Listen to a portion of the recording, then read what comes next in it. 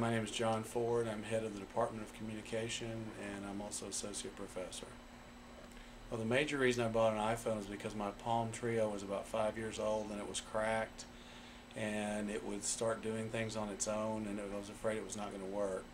And I decided to wait and buy the newest iPhone, and plus I was with AT&T. And so those were the major reasons. And plus I really wanted to get email on my phone. It was very cumbersome with the Trio.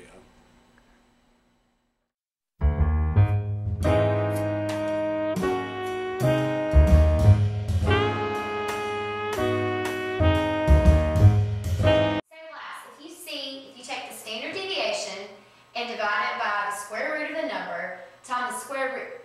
Sarah, what are you doing? Nothing. You're doing something. I see something in your hand. Is what you're doing over there more important than what I'm teaching up here? Because you're going to use this in your everyday life. I don't even know what an iPhone is, so if y'all are so interested in learning about the iPhone, how about I just show you a few clips about it? Yeah, that's okay. Yes. Okay. More interesting.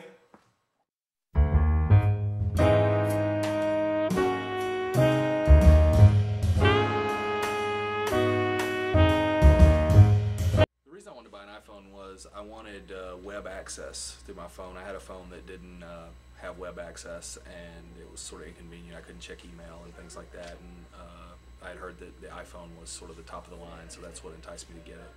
I mostly bought the iPhone for the email capabilities. I knew it was a smartphone, and I thought it was going to have good email capabilities, and that was really just the main thing. It's turned out to be a lot better than I thought it was going to be. Hi, my name is Brad Barksdale. I'm a student here at Mississippi State University. The reason I bought the iPhone, it seemed very applicable. You could do anything on it but do the internet. You have applications on it, and it's more of a internet reliable phone because most Blackberries you can get on the internet, but it's not accessible as it is for the iPhone. I use email a lot from the iPhone. I access the web, so I check news, sports scores. I use from time to time the Facebook app or the Twitter app. I find those to be useful.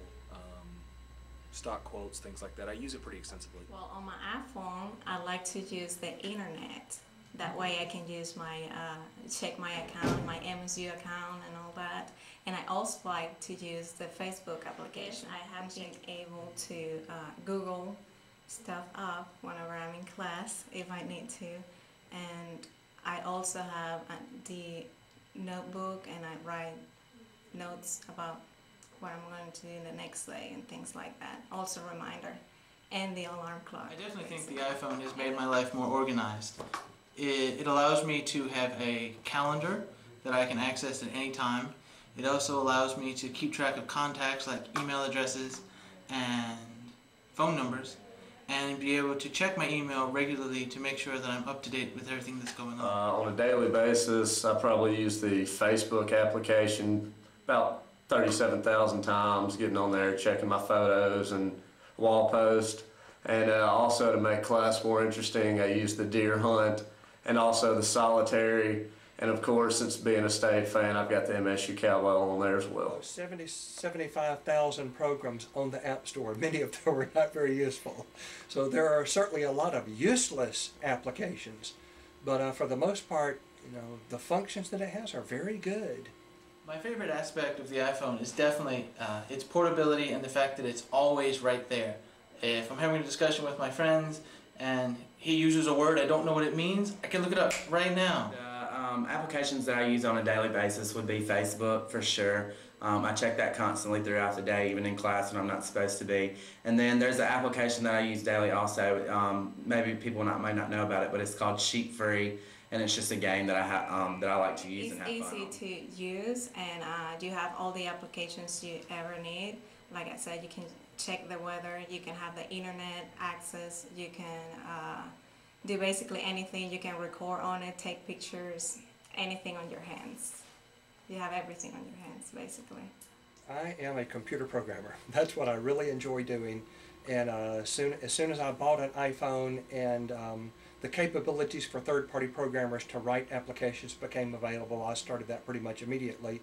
And we do now teach 2 iPhone programming classes, a freshman level class, which is one of the freshman year experience classes, BIS 1001, and a senior level class for more hardcore programmers. I don't know if the iPhone has made my life easier or more organized.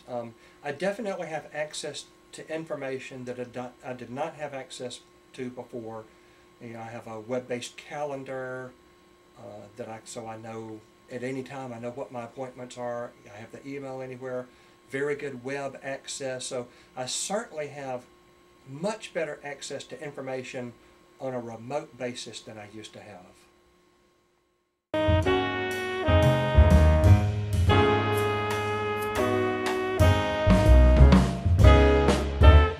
However, there are negative impacts of the iPhone on our atmosphere here. Is there a problem of AT&T and Apple conglomerate? Do you think that there's not enough healthy competition among the markets? What do you think, Alan? I think there are enough healthy competitions on the market, but not like the iPhone. I just hate that you have to go to AT&T to get the iPhone. Why can't you get the iPhone through T-Mobile or Verizon?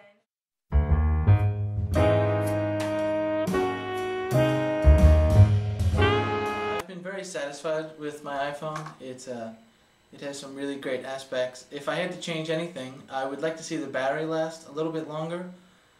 And sometimes I think I need something that takes the iPod part out so I can actually get some work done.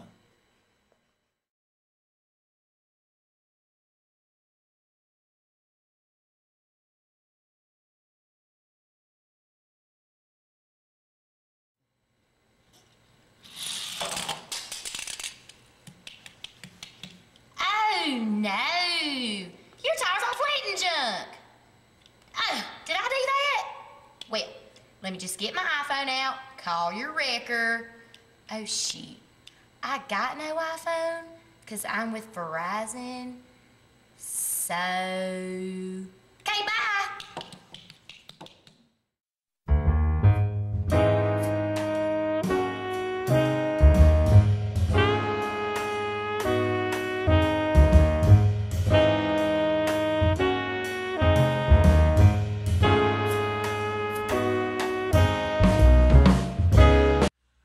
With the copycat phones. I mean, if they can make the product that Apple makes and make it better, and then you know, one thing I'll say is the AT&T network that you have to use with the iPhone is terrible. It has bad coverage, especially around here. I came from Memphis, and being down here, you know, the AT&T coverage is terrible, and I hear that all over the country the AT&T coverage is terrible. So if they can come up with a substitute that's just as good or that furthers the technology, I'm all for that. I don't have a problem with that at all. I think that it's good. It's good for, you know, encourages competition and everything. Well, unless they are 100% copycats, they don't have the App Store. They're not running the same software. So if it's just a copycat of the phone itself and it's not running the same software, I don't think it's a copycat.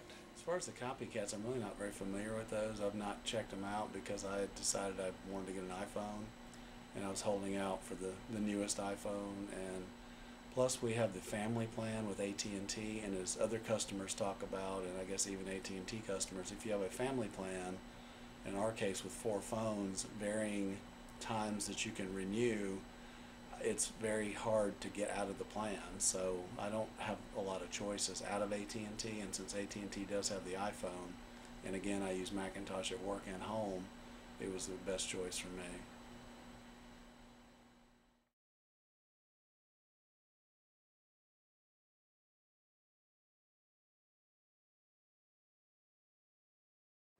Okay, that was a good class discussion, and I hope these videos have given you some insight into both the positive as well as the negative impacts of the iPhone on not only just the atmosphere here at Mississippi State, but for our culture in general.